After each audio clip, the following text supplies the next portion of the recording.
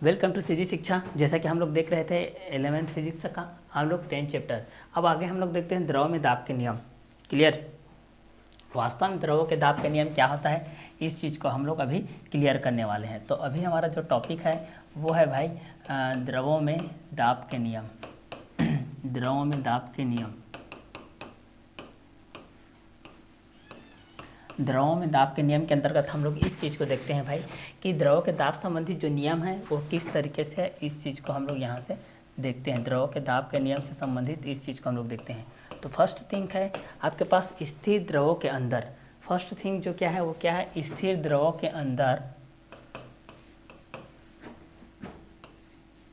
एक ही क्षैतिज रेखा में स्थिर प्रत्येक बिंदु पर दाब एक समान होता है। क्लियर, एक समान होता है। मतलब यहाँ से हम लोग ये चीज़ देख सकते हैं भाई, क्या चीज़ देख सकते हैं कि स्थिर द्रव के अंदर एक ही क्षैतिज रेखा में कोई स्थिर द्रव है, एक ही जगह पर रुका हुआ है भाई, वहाँ पर उसकी जो क्षैतिज रेखा रहेगी वह स्थिर प्रत्येक बिंदु पर उसका जो दाब रहेगा वह एक समान रहेगा। जैसे कि आप कहीं पर खड़े हो, कहीं जगह पर स्थिर हो और क्षैतिज चल रहे हो भाई, तो उसका एक समान भाग रहेगा। जैसे नदी चलती रहती है, देखिए उसकी क्षैतिज दिशा में प्रवाह एक समान रहता है उसका, ठीक है, कल कल कल कल की तरह, ठीक है। उसी चीज़ को यहाँ पर बोल रहा है कि स्थिर द्रव के अंतर्गत, कि स्थिर द्रवों के अंतर्गत, स्थिर द्रवों के अंतर्गत जो आपकी ये स्थिर प्रत्येक क्षैतिज रेखा में दाब है वो प्रत्येक बिंदु पर दाब क्या रहेगा, आपका एक समान रहेगा। प्रत्येक स्थिति पर दाब क्या रहेगा, एक समान रहेगा। तो इसी चीज़ को बोल रहा है कि स्थिर द्रवों के अंदर, स्थिर द्रवों के अंदर एक ही क्षैतिज रेखा में स्थिर प्रत्येक बिंदु पर दाब क्या रहता है, एक समान रहता है। वहाँ का दाब क्या रहता है, एक समान रहता है। क्लियर।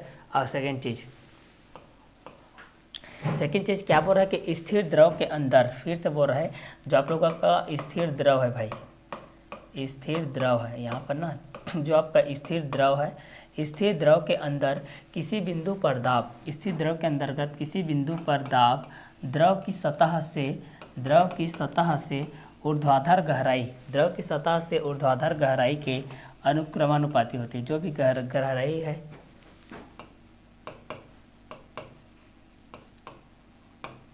माना कि ऊर्ध्वाधर गहराई h है, द्रव की सतह b है, द्रव की सतह b है, तो b प्रोपोर्शनल टू हो जाएगा h। क्लियर। और द्रव की सतह की गहराई के अनुक्रमानुपाती किसी बिंदु पर दाब द्रव की सतह, अगर b मानोगे तो आप b भी मान सकते हो, p मानोगे तो p भी मान सकते हो। क्लियर। तो उसी चीज़ को बोल रहा है कि स्थिर द्रव के अंदर किसी बिंदु पर, स्थिर द्रव के अंतर्गत किसी बिंदु पर दाब द्रव की सतह से ऊर्ध्वाधर गहराई के क्या होती है, अनुक्रमानुपाती होती है। क्लियर। अब इस चीज़ को हम लोग थर्ड नंबर पे देखते हैं। थर्ड नंबर पे क्या बोल रहा है भाई, इस चीज़ को हम लोग थर्ड नंबर पे देखते हैं कि बंद द्रव के किसी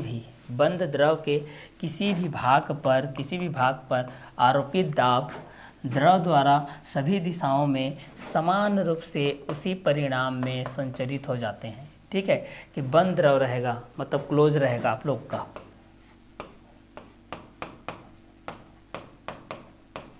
क्लोज रहेगा ये द्रव, तब क्या बोल रहा है कि बंद द्रव के किसी भी भाग पर, ठीक है। आगे बोल रहा है कि बंद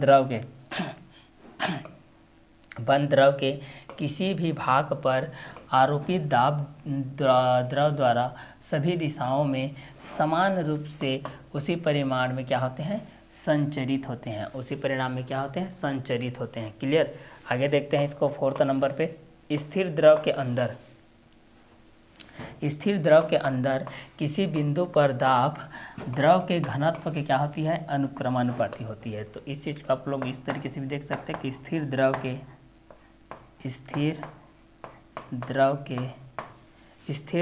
के अंदर किसी बिंदु पर दाब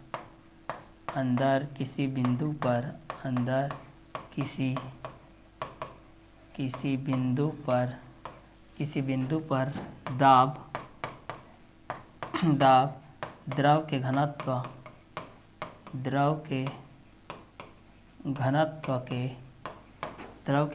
के अनुक्रमानुपाती होती है,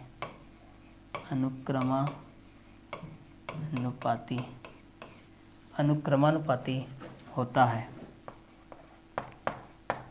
अनुक्रमानुपाती होता है। तो ये चौथा है, जब हम लोग स्थिर द्रव के अंदर किसी बिंदु पर दाब देखते हैं, जब स्थिर द्रव के अंदर किसी बिंदु पर दाब देखते हैं, या द्रव के घनत्व की क्या होती है, अनुक्रमानुपाती होती है। मतलब जैसे जैसे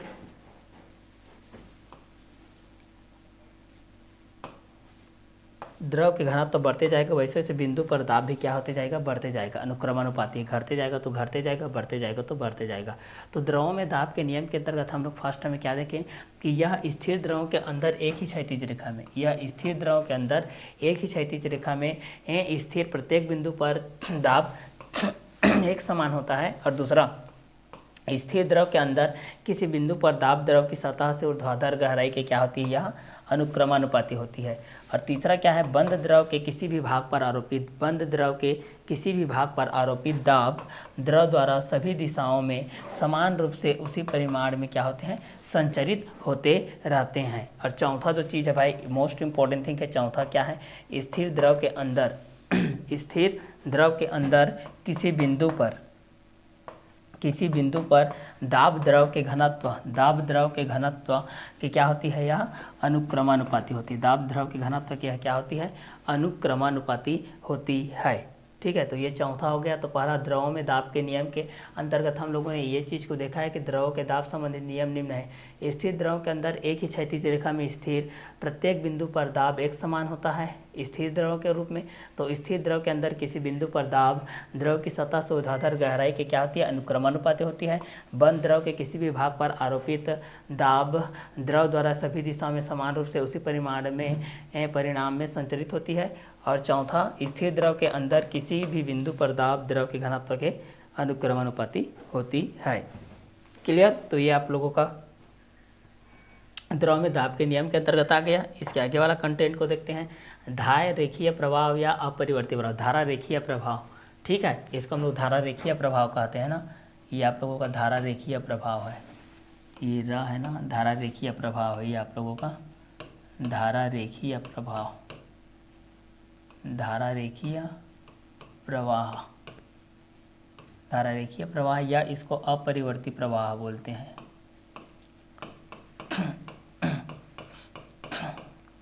अपरिवर्ती प्रवाह,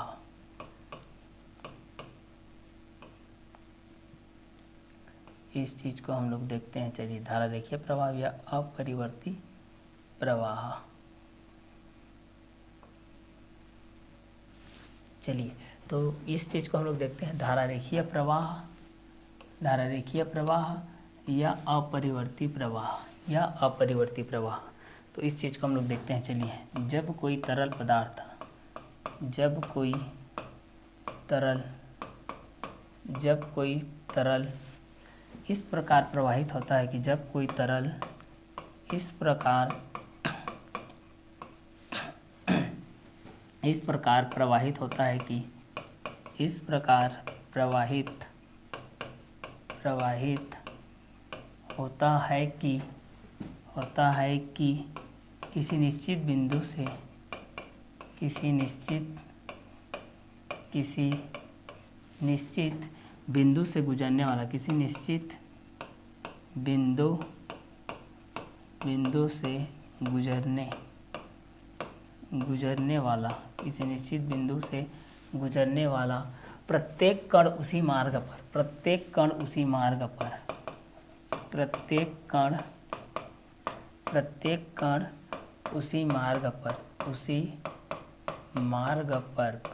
कण उसी मार्ग पर उसी चाल से चलता है, उसी चाल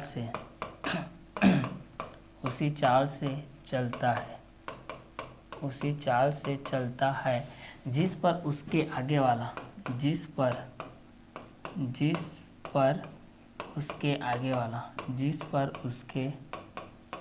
उसके आगे वाला कण चलकर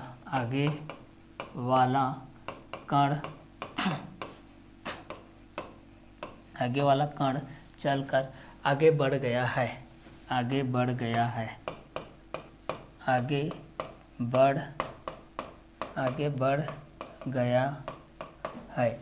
गया है, तो उस तरल के प्रवाह को,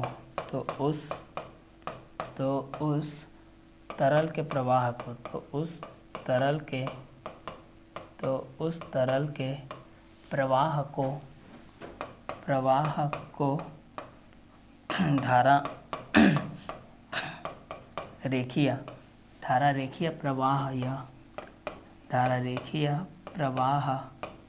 या अपरिवर्ती प्रवाह कहते हैं।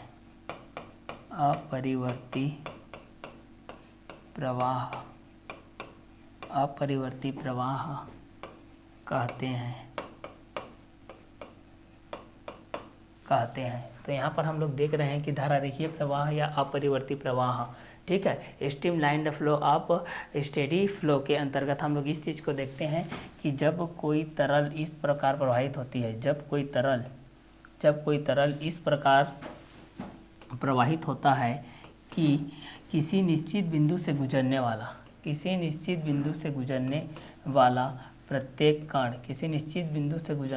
प्रत्येक कण उसी मार्ग पर उसी चाल से चलता है जिस पर उसके आगे वाला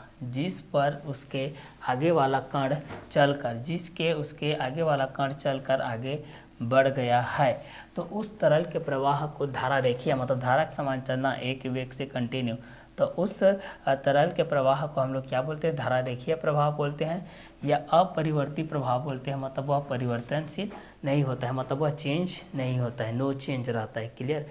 तो जब कोई तरल पदार्थ इस प्रकार प्रवाहित करता है किसी निश्चित बिंदु से गुजरने के बाद प्रत्येक कण एक निश्चित बिंदु ए से गुजरने के बाद एक निश्चित कण एक निश्चित मार्ग में उसी मार्ग की ओर चाल से चलता है जिस पर उसके आगे वाला कण चल रहा है, जिस पर इसके आगे वाला कण ये और ये चल रहा है। देखिए जैसे कि ये वाला कण चल रहा है भाई, उसी तरीके से ये वाला कण चल रहा है इसके आगे में, इस तरीके से ये वाला एक कण के बेस पे है, ये आपका बी कण के बेस पे है, और मान लेते हैं कि ये सी कण के बेस पे है, ये आप लोगों का डी कण के बेस पे है।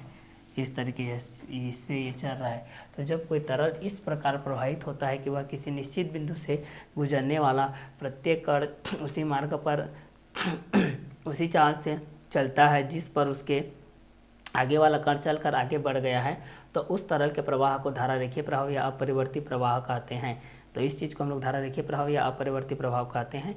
जब कोई तरल इस प्रकार प्रवाहित होता है कि वह किसी निश्चित बिंदु से गुजरने वाला प्रत्येक कण उसी मार्ग पर उसी चाल से चलता है जिस पर उसके आगे वाला कण चलकर आगे बढ़ गया हो, तो उस तरल के प्रवाह को धारा रेखीय प्रवाह या अपरिवर्ती प्रवाह कहते हैं। आगे देखते हैं हम इस चीज़ को। प्रत्येक बिंदु पर वेग का मान जो यहाँ पर दिया रहता है, प्रत्येक बिंदु पर वेग का मान, देखिए प्रत्येक बिंदु पर वेग का मान, प्रत्येक बिंदु पर वेग का मान, प्रत्येक बिंदु पर वेग का मान परिमाण और दिशा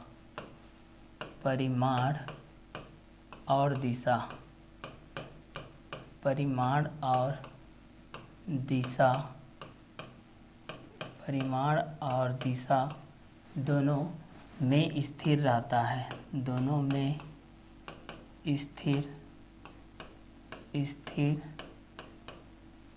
रहता है। इस अवस्था में कण के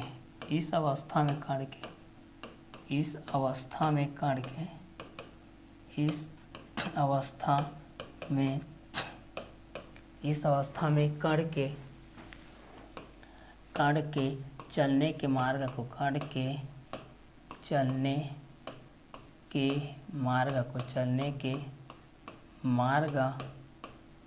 को धारा रेखा या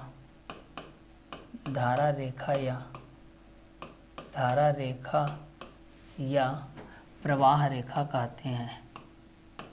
प्रवाह रेखा कहते हैं। दूसरे धारा रेखा या प्रवाह रेखा, यहाँ पर इस चीज़ को बोल रहा हूँ मैं। दूसरे धारा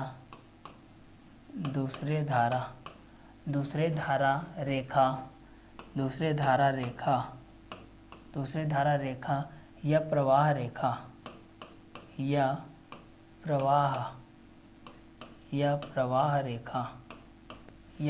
रेखा वह वक्र है जिसके शब्दों में वह वक्र है जिसके शब्दों में जिसके शब्दों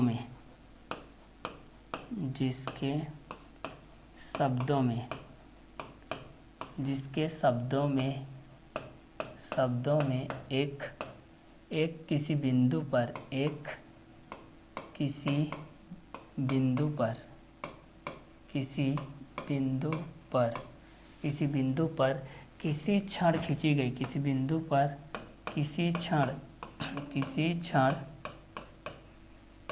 किसी क्षण खींची गई खींची गई स्पर्श रेखा उस बिंदु पर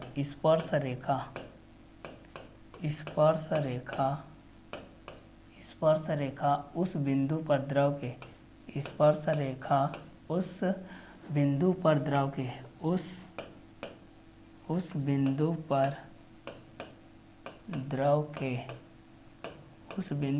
द्रव के बहने की दिशा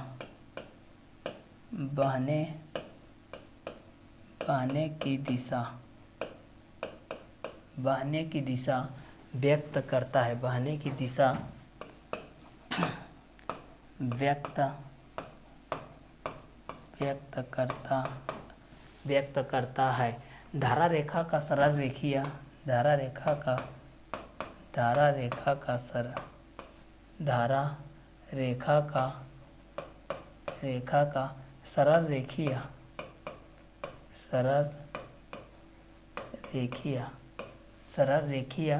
या वक्रीय होना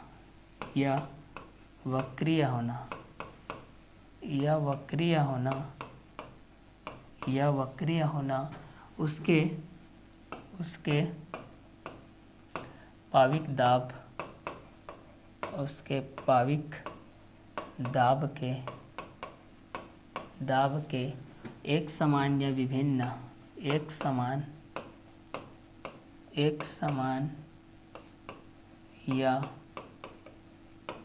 या विभिन्न होने पर निर्भर करता है।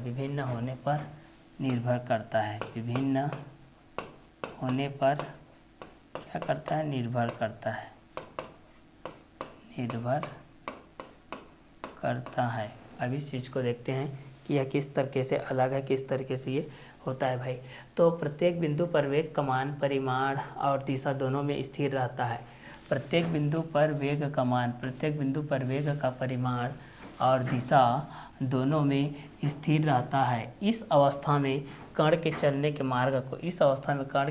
के मार्ग को धारा रेखा या प्रवाह रेखा कहते हैं। तथा दूसरे शब्दों में हम लोग ये कह सकते हैं कि रेखा या प्रवाह रेखा वह वक्र है जिसके शब्दों में किसी बिंदु पर किसी क्षण खींची गई स्पर्श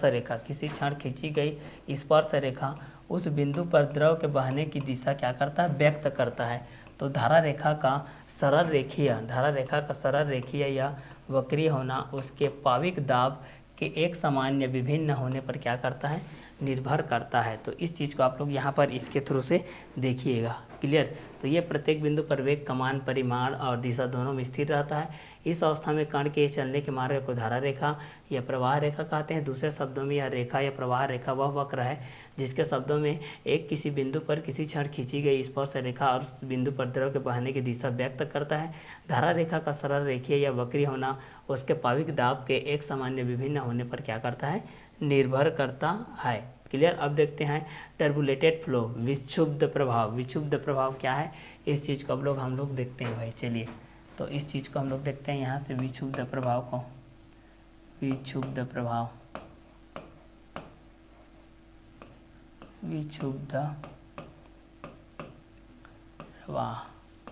विक्षुब्ध प्रवाह क्या होता है, इस चीज़ को देखते हैं हम लोग किस तरीके से अलग होता है, इस चीज़ को देखते हैं। चलिए तो यहाँ पर बोल रहा है कि जब किसी तरल का प्रवाह वेग यहाँ पर इस चीज़ को देखिए, जब किसी तरल का प्रवाह वेग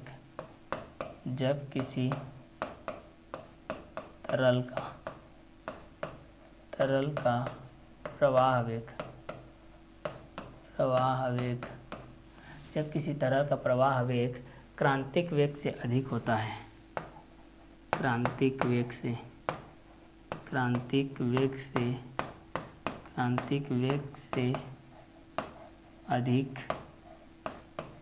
अधिक होता है।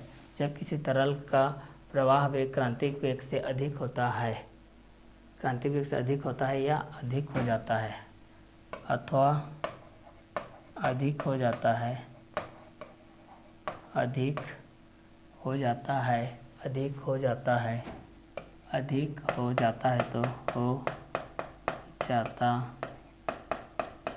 है तो कणों की गति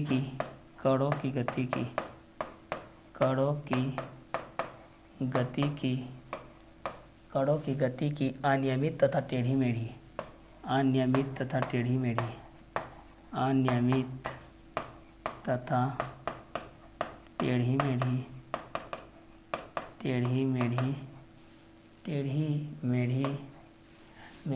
होने लगती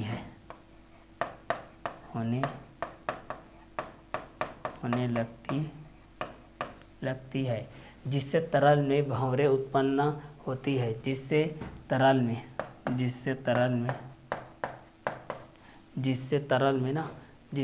में क्या होती है, भंवरे उत्पन्न होती है, जिससे तरल में भंवरे उत्पन्न होती है, जिससे तरल में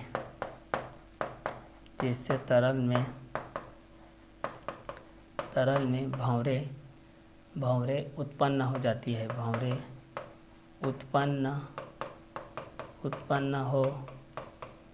उत्पन्न हो जाती है। तरल के इस प्रवाह को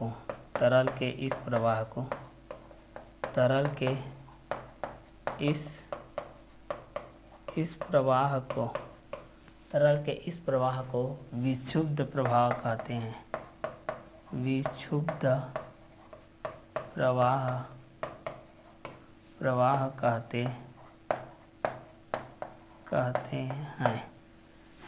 प्रवाह कहते हैं।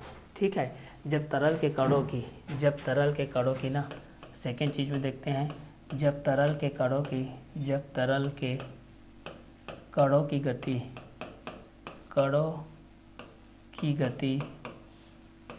गति अनियमित तथा टेढ़ी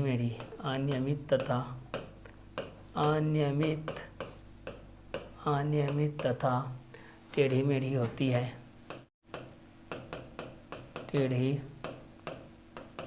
टेढ़ी मेढ़ी होती है,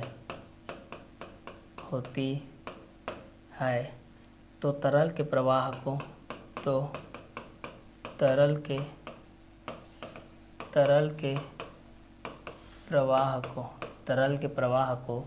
विक्षुब्ध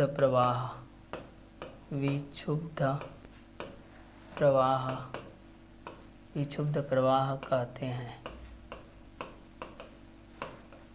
हैं। अब आपको पूछता है कि विक्षुब्ध प्रवाह क्या है, तो इस चीज़ को आप लोग इस तरीके से बोलोगे कि जब किसी तरल का प्रवाह वेग क्रांतिक वेग से क्रिटिकल वेलोसिटी से, तो जब किसी तरल का प्रवाह वेग क्रांतिक वेग से ना, जब किसी तरल का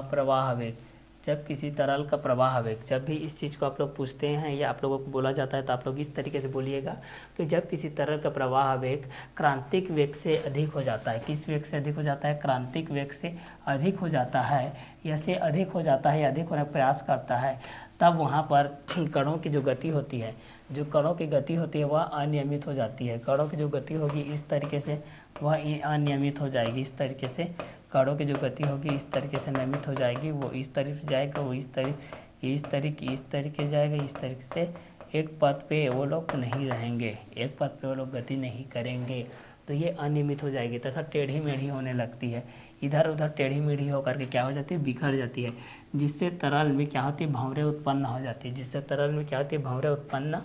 जाती है, तरल के इस प्रवाह को विक्षुब्ध प्रवाह कहते हैं। तरल के और इसी प्रवाह को हम लोग क्या बोलते हैं, विक्षुब्ध प्रवाह कहते हैं। अर्थात जब तरल के कणों की गति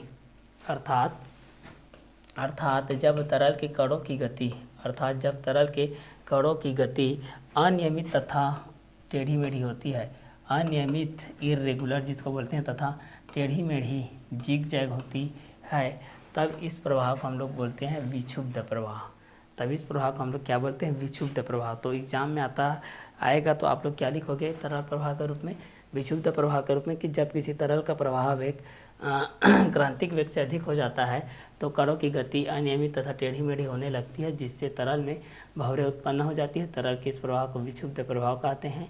क्लियर। चलिए आगे का कंटेंट को देखते हैं।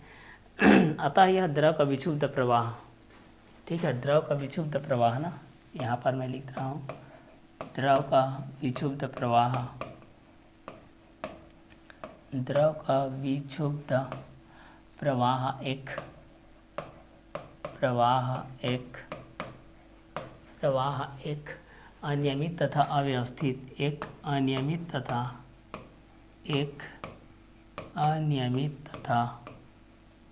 अनियमित तथा अव्यवस्थित प्रवाह है। अव्यवस्थित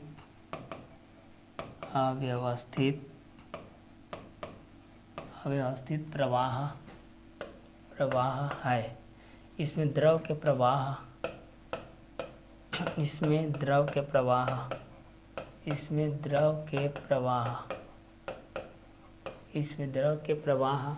का कोई क्रम नहीं होता, अर्थात कोई क्रम नहीं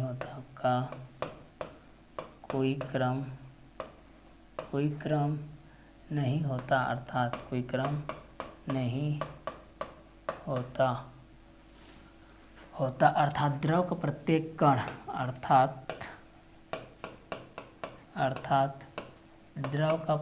कण, द्रव का प्रत्येक कण किसी भी द्रव का प्रत्येक कण किसी भी पथ पर चलने के लिए, किसी भी पथ पर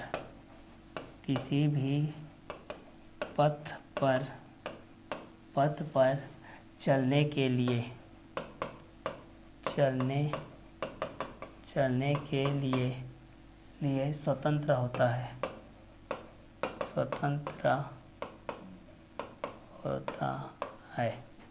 ठीक है, तो इस चीज़ को हम लोग यहाँ पर देखते हैं कि जो द्रव रहता है, जो द्रव का विक्षुब्ध प्रवाह है, एक अनियमित तथा अव्यवस्थित प्रवाह है।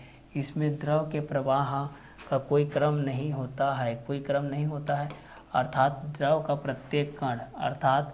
का जो प्रत्येक कण है वह किसी भी पथ पर चलने के लिए क्या होता है, स्वतंत्र होता है। जैसे कि हम लोग इसको एग्जाम्पल के बेस में देखेंगे तो क्या हो जाएगा, तेज बहने वाली नदियों के पानी का प्रवाह, इस चीज़ को देखना, तेज बहने वाली नदियों का पानी का प्रवाह, तेज बहने वाली नदियों का, देखो इस चीज़ को, तेज बहने वाले नदियों के पानी का प्रवाह बाढ़ के समीप नदियों के पानी का प्रवाह या फिर आंधी तूफान के समय हवा का प्रवाह, ज्वालामुखी फटने पर उसमें निकलने वाले लावा का प्रवाह आदि विशुद्ध प्रभाव के क्या होते हैं, उदाहरण होते हैं। तो विशुद्ध प्रभाव के अंतर्गत कौन कौन सी चीज़ आते हैं बोलने से आप लोग क्या बोलोगे कि तेज बहने वाली नदियों के पानी का प्रवाह, बाढ़ के समय नदियों के पानी का प्रवाह, आंधी तूफान के समय हवा का प्रवाह, ज्वालामुखी फटने पर उसमें निकलने वाले लावा आदि का जो प्रभाव है सब विक्षुब्ध प्रवाह के अंतर्गत आते हैं। विक्षुब्ध प्रवाह में अंतर्विक्षुब्ध प्रवाह, विक्षुब्ध प्रवाह में देखिए एक और आ गया, विक्षुब्ध प्रवाह में अंतर्विक्षुब्ध प्रवाह, इस प्रवाह में किसी बिंदु से गुजरने वाले कणों का वेग भिन्न भिन्न होता है। इसमें प्रवाह वेग का क्रांतिक वेग, से क्या होता है, अधिक होता है, जिससे कणों का मार्ग क्या होता है, अनियमित होता है एवं क्या होते जाता है, टेढ़ा मेढ़ा, इस तरीके से टेढ़ा मेढ़ा, ऊपर नीचे टेढ़ा मेढ़ा, इस तरीके से ऊपर नीचे टेढ़ा मेढ़ा क्या होते ये जाता है। तो अतः द्रव का विक्षुब्ध प्रभाव एक अनियमित तथा अव्यवस्थित प्रभाव है। इसमें द्रव के प्रवाह का कोई एक कम नहीं होता है, अर्थात द्रव का प्रत्येक कण किसी भी पथ पर चलने के लिए क्या होते हैं, स्वतंत्र होते हैं। उदाहरण के बेस पे यहाँ पर बोला गया कि तेज बहने वाली नदियों के पानी का प्रवाह, बाढ़ के समय नदियों के पानी के प्रवाह, आंधी तूफान के समय हवा के ज्वालामुखी फटने उससे निकलने वाले बहुत प्रवाह के कारण क्या होता है, इसके अंतर्गत ये आते हैं। क्लियर। तो विक्षुब्ध प्रवाह में विक्षुब्ध प्रवाह इस तरीके से होता है। क्लियर। तो तो चलिए, ये था आप लोगों का विशुद्ध प्रवाह से रिलेटेड वीडियो जो था, उसको हम लोगों ने इस तरीके से देख लिया है। जब तेज़ बहने वाली नदियों का पानी का प्रवाह, बाढ़ के समय नदियों के पानी के प्रवाह, आंधी तूफान के समय हवा के प्रवाह, ज्वालामुखी फटने पर उसमें निकलने वाला प्रवाह के अंतर्गत आता है। तो चलिए, ये विशुद्ध प्रवाह, नेक्स्ट वीडियो लेक्चर हम इसके आगे वाले कंटेंट को देखते हैं। क्लियर? चलिए, तो आज के क्लास को हम लोग यही और करते हैं। Okay, bye, have a nice day.